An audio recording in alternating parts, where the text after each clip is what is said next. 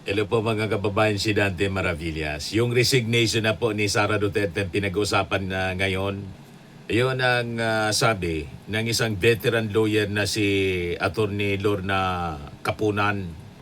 Dahil niya sa napakalakas na ebidensya.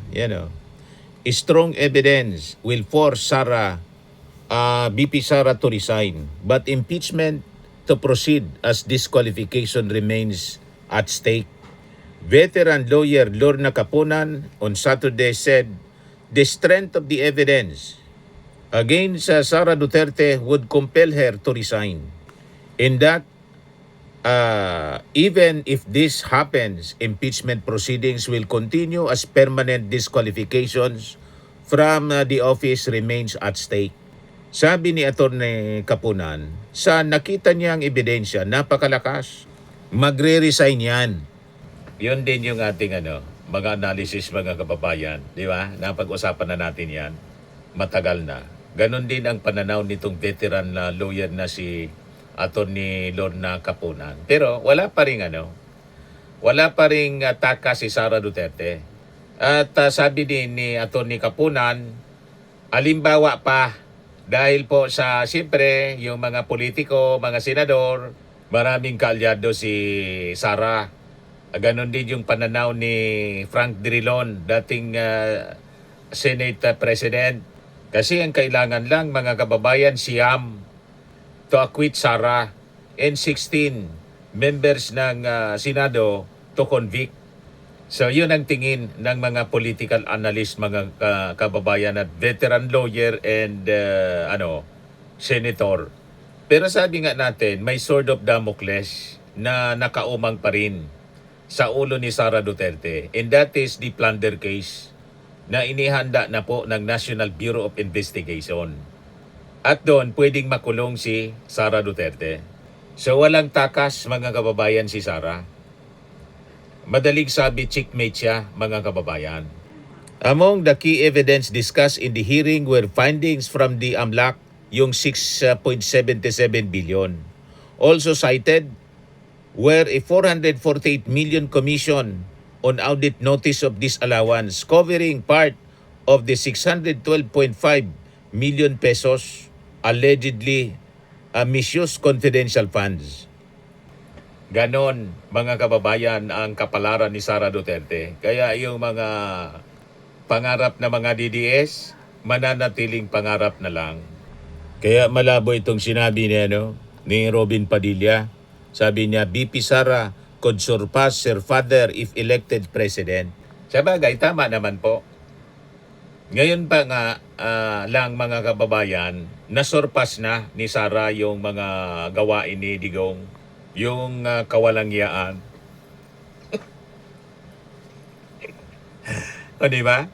Yung pagbabanta, ini-imagine yung ulo ng ating Pangulong pugutan, nasurpass yung mga gawaing masasama ng kanyang tatay. At least si Digong, hindi niya inimagine na pugutan si PBBM. Ang sinabi lang ni Digong, si PBBM niya, hindi makakuha niya ng kamote. Bali ng kamote. Mabait niya yan. Mabait, pero ini-imagine ni Sara ng kanyang anak na pugutan ang ulo at nangontrata ng assassin para ipapatay mga kababayan kasama si Martin Romualdez at Lisa Marcos. So napakalakas ng ebidensya laban kay Sara Duterte. That will force Sara, sabi ni veteran lawyer Kapunan, to resign. At sabi pa dito sa balita, Kapunan Kapunan hits troll armies over misleading narratives, says VP Sara impeachment backed by hard evidence. Sabi niya, mag-ingat tayo sa social media. Ang narrative nila, wala raw ginagawa ang gobyerno kundi impeachment. Hindi totoo yan. He stressed that the case is anchored on solid documentary evidence, not politics. Tambak po ang mga troll armies ng mga Duterte. Pakalat na mga maling balita para budulin ang mga mamamayang Pilipino. Sila yung mga totoong budol, mga kababayan. Tapos pinapalabas ng mga troll armies nila sa social media. May coercion na nangyayari sa mga congressmen. May coercion, may suhulan daw. Nangunguna daw sa nagtatrabaho si Majority Leader Sandro Marcos. Yan ang pinapakalat nila. Sinisiraan yung mga congressmen. So, linawin natin, itong impeachment, mga kababayan, ay hindi ito produkto ng pressure, kundi ito po ay resultang malinaw ng probable cause na nakita ng ating mga congressmen. Malinaw ang mga ebidensya. Yan o, mga pangunahing ebidensya laban kay Sara Duterte. Ayon sa investigasyon ng House Committee on Justice, ang mga sumusunod ay naging batayan para ideklara ang probable cause para sa impeachment. Ano yon? Paglostay ng confidential funds amounting to 612.5 million pesos mula sa Office of the Vice President at saka yung DepEd. Kabilang dito yung paggastos ng 125 million sa loob ng hindi 11 days kundi 24 hours, less than 24 hours, sabi ni Madriaga. Ano pa yung nadiscover? Ghost transactions, mga fictitious beneficiaries, yung mga chichirya. Tapos ano pa, yung Anti-Money Laundering Council, yung findings na kitaan ng AMLAC ang bank accounts ni Sara, saka yung kanyang asawang si Manasseh Carpio, na may pumasok na transaksyon, 6.77 billion. Na flag siya, mga kababayan ng AMLAC. Tapos yung assassination plot niya sa ating Pangulo, yung bribery, mga kababayan, yung hindi maipaliwanag na yaman, hindi tugmang pagtaas ng kanyang kayamanan base sa SALN. Kabilang ang mga undeclared na ari-arian. So doon pa lang, mga kababayan, malinaw ang records. Kombinasyon siya ng financial trail, mga dokumento, mga testimonya saka official findings mismo ng AMLAC, yung COA saka yung NBI. Tama po. Kaya napakalakas ng ebidensya laban kay Sara. Base mismo sa assessment, hindi lang ng justice panel, kundi ng isang veteran lawyer na si Attorney Lorna Capunan. So kung ganyan kabigat, mga kababayan, yung kaso ni Sara, ang tanong ngayon, kailangan pa ba talaga ng suhulan para kumilos yung Kongreso? Hindi na po kailangan. Napakabigat ng ebidensya. Hindi mo na kailangan kumbinsihin yung mga congressmen. Kumbinsido na sila mismo, mga kababayan, ang nakakita. Kaya po pinabulaanan po ng mga kongresista ang ganitong mga akusasyon. Yun ang sinabi ni Congressman Albi Benitez sa ni Chel Jokno. Wala niyang ganyan na nangyayari dito sa Kongreso, na may suhulan, may pananakot, may coercion para lang i-endorse yung impeachment laban kay Sara. Nakita naman po ninyo doon lang sa Justice Panel, unanimous, 53 as against 0. At yun galing, mga kababayan, sa mga congressmen na iba-iba yung alliance, iba-ibang grupo, iba-ibang partido sila. Members ng Justice Panel, iba-iba yung ideology nila. Di ba? Karamihan doon, ang endorse niyan, mga kababayan, yung mga nasa minority, makabayan, yung mamamayang party list, si Laila de Lima, hindi man kalyado ng ating Pangulo, anti-Marcos yun. Lalo na yung mga makabayan black. Pero unanimous yung nangyari na pagboto to determine the probable cause, mga kababayan, laban kay Sara Duterte. May iba-iba silang interes kung titingnan mo yung mga members ng Justice Panel, pero naging unanimous. So kung may coercion, mga kababayan, lalo tang mga karamihan sa members ng Justice Panel, mga nasa minority, magre-resist sila. Sila mismo ang mag-expose niyan. Siguradong may mag-abstain kung may coercion po. Di prinsipyo itong mga taong ito. May maglalabas sigurado ng dissent. Tama po? Kaya baseless po yung mga propaganda nila. Yung mga paninira, may coercion, intimidation, may suhulan. So another diversionary tactic, mga kababayan, itong ginagawa ng kampo ng mga Duterte. Sabi ni Bicol Saro Party List Representative Terry Ridon, gusto nilang siraan po yung proseso. Yan ang katotohanan yan. At saka isang deflection strategy na naman. Parehas na sistema yung ini-employ nila, mga kababayan. Ang objective nila para mag-create ng public mistrust sa proseso. Tama po? Yung ginagawa ng kampo ng Duterte, hindi kasi nila, mga kababayan, kaya na sagutin yung mga kaso, yung akusasyon, yung mga paratang, kaya ang sinisiraan nila yung proseso. Di ba malinaw, mga kababayan? So, yan po ang classic na playbook na ginagawa ng defense. From facts to distraction. Ngayon, pag-usapan natin, bakit hindi kailangan ng suhulan? So, pag-isipan natin ang direkta, mga kababayan.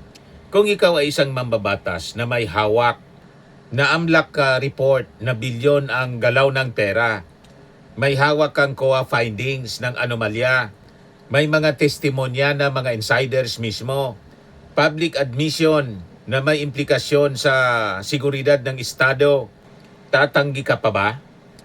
So ito po'y usapin, mga kababayan, ng legal risk at public accountability. Dahil po, kung babaliwalain mo ang ganitong kalakas na mga ebidensya, malinaw ikaw po ang susunod na mananagot.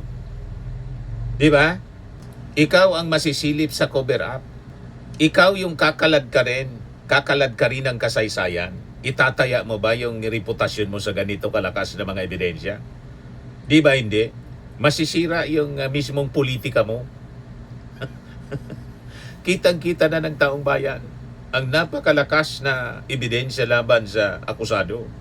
So ang impeachment, mga kababayan, malinaw na umuusad siya hindi dahil sa pananakot, sa suhulan, o kaya political pressure, kundi dahil po sa dokumentadong mga ebidensya, financial trail at testimonya, saka yung findings mismo ng mga institusyon.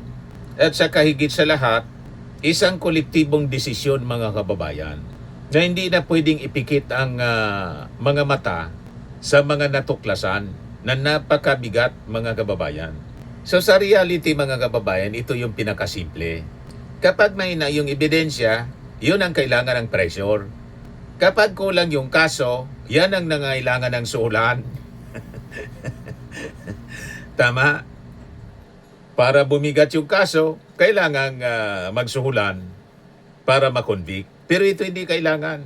Sa bigat ng ebidensya, yan ang reality po. Kapag solid po ang kaso, kusang gagalaw po ang sistema at katotohanan. Yan po ang tama. Kaya po, kung ang depensa mo ay may suhulan, pero yung ebidensya na nadiscover, bilyon-bilyon, dumaloy, ang problema po, hindi yung proseso, kundi po, mga kababayan, yung katotohanan na hindi mo kaya kasing lusutan. Hindi mo kayang takasan at lusutan, kaya sinisiraan mo na lang. Ganon, mga kababayan, ang nangyayari ngayon. Kaya sabi ni Congressman Paulo Ortega, yung rason niya for unanimous vote is strong evidence versus Sara Duterte. Kasi kung hindi yon kung hindi napakalakas, hindi yon magiging unanimous sa Justice Panel pa lang. Iba-iba yung ideology ng mga members ng Justice Committee. Pero bakit naging unanimous? Bumalandra po yung napakalalakas na ebidensya, yung presentation ng AMLAC. Matindi yun. Kaya yun ang sinabi ni Atty. Kapunan. Malamang mapressurean niya si Sara, mapilitan siya na mag-resign. Pero kahit siya na mag-resign, ay tuloy ang impeachment. Yan sabi niya, kahit mag-resign siya, tuloy ang impeachment dahil may second penalty disqualification. She explained that impeachment is distinct from criminal and civil cases, describing it as a class of its own. Hindi ito criminal case, walang imprisonment sa impeachment. Kapunan said that while criminal cases such as plunder may result in imprisonment and asset recovery, impeachment penalties are limited to removal from office and disqualification from holding future public office. Napakalakasan niya ng ebidensya. Yung alleged unexplained wealth. She cited data presented from the House Committee on Justice showing 6.77 billion in total bank transactions involving Duterte and her spouse, including 4.4 billion in inflows and over 1.5 billion in outflows, and about 2.8 billion in supposed remaining balances that were allegedly not reflected in the Statement of Assets, Liabilities, and Net Worth o SALN. Hindi ito opinion, sabi niya. Government records ito, mga numerong hindi nagsisinungaling. Kaya sabi niya, she urged sa Filipinos para hindi mabiktima ng mga troll armies to remain vigilant and discerning, focusing on verified records, sworn testimony, rather than narrative circulating on social media, online, as the impeachment process against Duterte move forward. Massive po yung pakalat ng mga troll armies ng kampo ng mga Duterte. Tumitiba ngayon yung mga content creators nila.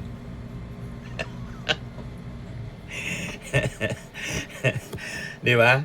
Magandang hanap buhay po. Pakalat ng mga paninira at saka fake news. Kaya lang yung isa nilang fake news peddler, ayon, nakulong na. May susunod pa na makukulong other than itong si Jason Sa. O, di ba?